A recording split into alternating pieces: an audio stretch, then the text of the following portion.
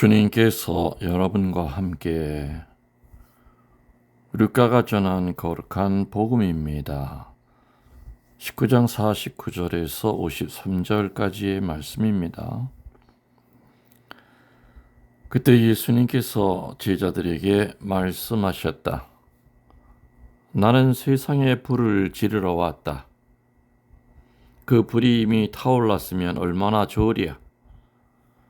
내가 받아야 할 세례가 있다. 이 일이 다 이루어질 때까지 내가 얼마나 짓눌릴 것인가? 내가 세상에 평화를 주러 왔다고 생각하느냐? 아니다. 내가 너희에게 말한다. 오히려 분열을 일으키러 왔다. 이제부터는 한 집안에 5 식구가 서로 갈라져 3 사람이 2 사람에게 맞서고 2 사람이 3 사람에게 맞설 것이다. 아버지가 아들에게, 아들이 아버지에게, 어머니가 딸에게, 딸이 어머니에게, 시어머니가 며느리에게, 며느리가 시어머니에게 맞서 갈라지게 될 것이다. 주님의 말씀입니다. 전미수님, 주님의 이름으로 평화를 빕니다. 오늘은 실시간 미사가 없습니다. 녹음만 해서 여러분들에게 음성으로만 전달이 되겠습니다. 오늘 복음 묵상하겠습니다. 루카복음 12장 49절에서 53절까지죠. 오늘 예수님이 사실은 참 충격적인 얘기를 하십니다. 당신이 방화범이라고 그럽니다. 나는 세상에 불 지르러 왔다. 이 말씀만 안 하셨어도 초대교회 때 많은 신자들이 순교하지 않았을 것이다. 실제로 이 말 때문에 초대교회 때 많은 신자들이 방화범으로 몰려서 순교했습니다. 네로 황제는 천주교를 뿌리 뽑기 위해서 로마 시내에 불을 질러놓고 천주교인들이 방화했다고 모함하면서 그때 돌아가신 분이 바로 바오로 사도였죠. 바오로 사도의 죄명은 방화범의 괴수로 잡혀서 순교하셨던 겁니다. 왜 세상에 불 지르러 왔다고 이렇게 직설적으로 섬찟한 얘기를 하셨을까?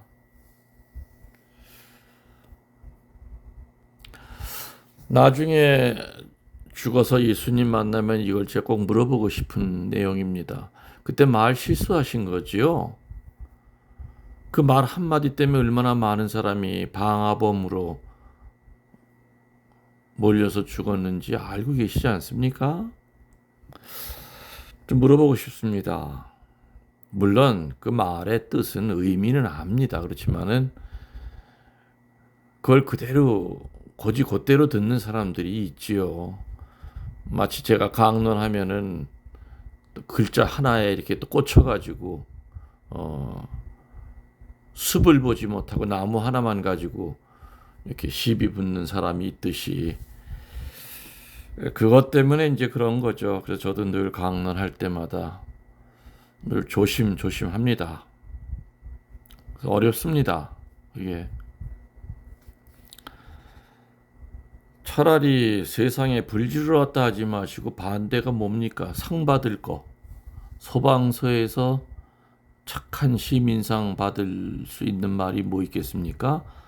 나는 세상에 불을 끌어왔다. 이 말 하셨으면 얼마나 사람들에게 칭찬받으셨을까. 대통령 표창까지 받으셨을 것 같은데 말이죠. 분명 예수님의 불은 세상의 불이 아닙니다. 영적인 불, 성령의 불, 구원의 불, 일치의 불입니다.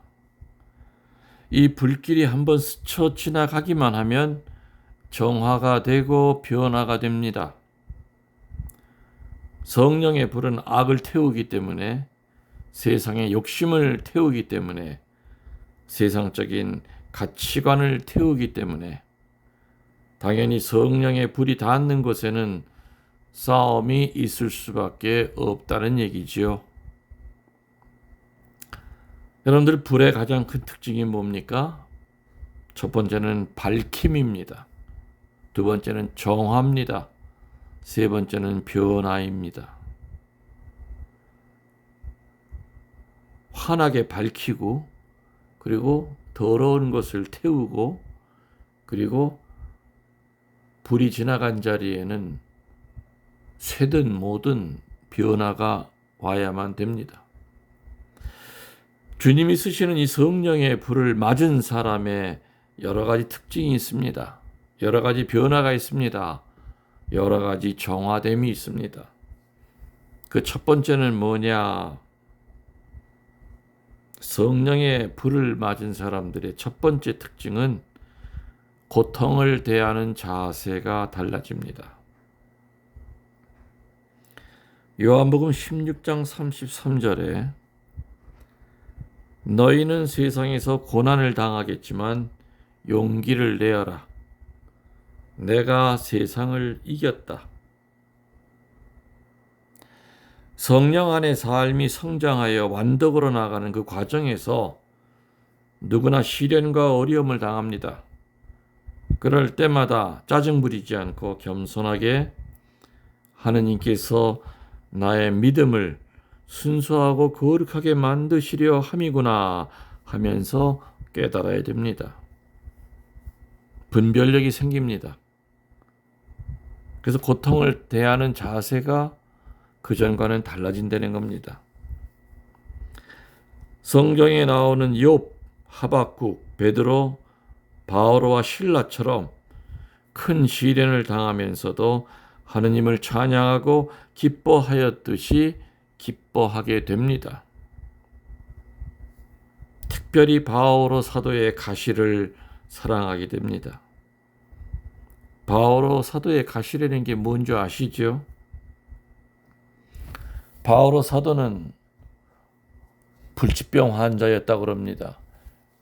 아마 의학자들은 조심스럽게 어쩌면 바오로 사도가 간질이 있었을 것이다.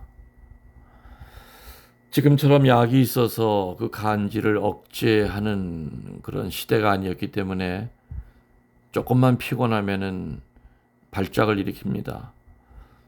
하긴 우리 옛날에 제 어렸을 때만 하더라도 초등학교 때, 국민학교 때 반에서도 간질병 발작 일으키는 애들이 종종 있었습니다. 그때 되면 선생님은 달려와서 혀를 깨물지 않게끔 입을 벌려서 아무튼 조치를 취합니다. 그리고 다른 아이들 보지 않게끔, 또 깨어나서도 그 아이가 창피하지 않게끔 아무튼 이 간질에 대한 것을 또 설명을 잘 해주셨던 그런 선생님도 계셨던 것 같습니다. 바오로 사도는 대설교가입니다. 설교를 하다 갑자기 그 발작을 예고 없이 발작이 일어나면은 뭐 간질병 환자의 그 모습은 아시지 않습니까? 거품 물고 막 뒹굴르고 또 그러다가 또 아무 일도 없었다는 듯이 일어납니다. 바오로 사도는 얼마나 창피했겠습니까? 그래서 성경에 보면은 바오로 사도는 예수님에게 3번이나 간절히 기도했다고 합니다. 저를 써먹으시려면은 이 가시를 뽑아달라고 그랬다고 그랬죠. 근데 예수님은 가시를 뽑아주시지 않고 대신 고린도 후서 12장 9절의 말씀을 주셨습니다. 너는 이미 내 은총을 충분히 받았다. 내 권능은 약한 자 안에서 완전히 드러난다. 건강한 자 안에가 아니라, 힘 있는 자 안에가 아니라, 가진 자 안에서가 아니라, 능력 있는 자 안에서가 아니라 나의 권능은 약한 자 안에서 완전히 드러날 것이다. 바오로 사도는 그 말씀을 받아 삼킵니다. 그리고 코페르니쿠스적인 방향 전환을 합니다. 이제껏 수치여 부끄러움의 대상으로 알았던 그 고통, 자기 몸에 찔려있는 그 가시를 이제는 축복으로 합니다. 그래서 뭐라고 대답합니까?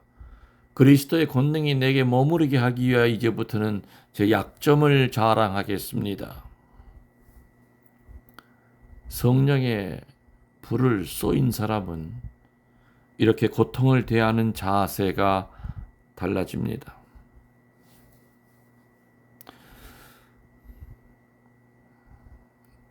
두 번째로는 행동의 변화가 옵니다. 야고보서 2장 17절의 말씀대로 행동이 따르지 않는 믿음은 죽은 믿음이다. 한마디로 열매를 맺는 삶을 산다는 얘기입니다. 예전에 청년 레지오 단장을 하던 열심한 아가씨가 5대째 불교 신자 집으로 시집을 갔습니다. 많은 사람들이 걱정했죠. 근데 그 아가씨는 관면 혼배를 받으면서 저에게 뭐라 그랬냐면은, 시부님, 1년 동안만 제가 성당에 못 나오고 시어머니 마음 상하지 않게끔 아무튼 떠받들고 살겠습니다. 관면을 주십시오. 참 그때 당시로는 냉담하는 것도 관면을 내가 줘야 되는 그런 자격이 있는 건지 모르지만 아무튼 최선을 다해라. 그 아가씨는 시집을 가서 시부모를 모셨습니다. 5대째 불자 집안이니까는 오죽했겠습니까? 제사 지내고 절에 갈 때마다 또 며느리 데려가고 다 따라 했다고 그럽니다. 그리고 자꾸 시험을 했다고 그러죠. 시어머니는 제가 천주교에서 되게 열심한 아이였는데 이게 엇나가면 어떡할까? 며느리 잘못 얻은 거 아닌가? 근데 아무튼 이 며느리는 시어머니가 죽으라면 죽는 신용까지 했다고 그럽니다. 그리고 손바닥만한 십자가는 옷장 깊숙이 놔뒀다가 남편이 잠들면 몰래 일어나서 그 십자가를 붙들고 혼자 흐느꼈다고 그럽니다. 이 시험을 싸워 이길 수 있는 힘을 달라고. 그렇게 1년 동안 시어머니에게 효성과 충성을 다하니까 1년이 지나고 나니까 시어머니 쪽에서 먼저 아가, 너 성당 가고 싶지 않니? 하고 묻더랍니다. 그때 눈물이 쏟아졌겠죠. 너 하는 거 보니까, 네가 그렇게 열심히 한 거 보니까 내가 너한테 미안하다. 네 신앙을 못 갖게 해서. 그래서 이번 기회에 우리 모든 식구들도 너 따라서 성당 나갈 터이니 네가 앞장서서 우리들 좀 인도해다오. 정말 그 아가씨가 아니죠. 그 결혼한 그 사람은 1년 만에 전 가족을 개종시켰습니다. 며느리가 팥으로 매주를 쓴다 해도 그 집안 식구들은 믿었던 겁니다. 이렇게 열매를 맺는 삶을 살게 됩니다. 성령의 불을 쏘이는 사람은 죽은 믿음이 아니라 살아있는 믿음으로 살아갑니다. 세 번째 변화는 말씀의 변화를 겪게 됩니다. 성서를 가까이 하고 틈만 나면 읽고 씁니다. 피정 테이프 열심히 듣고 유튜브 열심히 듣고 피정이 있다 하면은 부지런히 쫓아다닙니다. 부산 사람이 서울까지 올라옵니다. 서울 사람이 부산까지 내려가서 피정합니다. 말씀을 읽을 때마다 꿀처럼 닳습니다. 말씀 하나하나가 살아서 내 관절과 골수를 쪼개기 때문에 말씀을 가까이 하지 않을 수가 없습니다. 세상 어려운 일이 있을 때마다 말씀을 듣고 읽고 쓰면서 다 해결이 됩니다.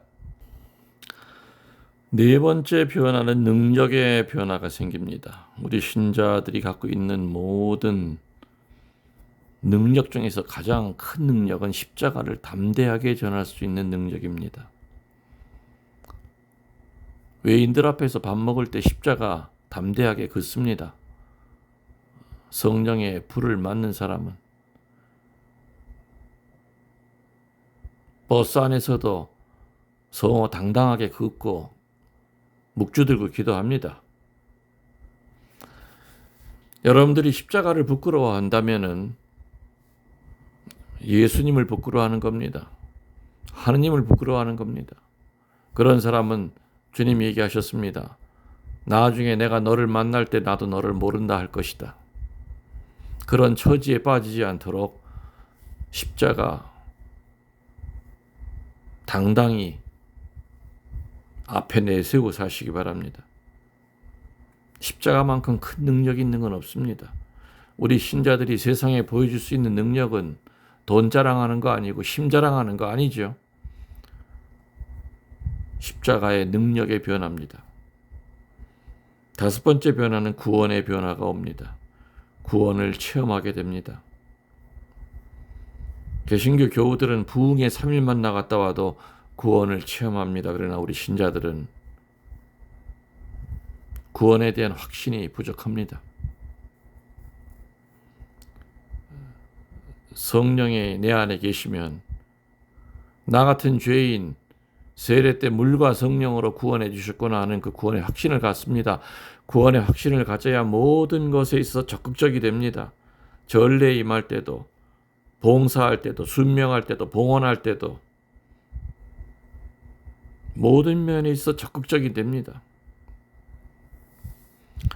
여러분들 성령의 불길 속에서 사는 것이 얼마나 행복한 것이며 은총인지를 깨달아야 됩니다.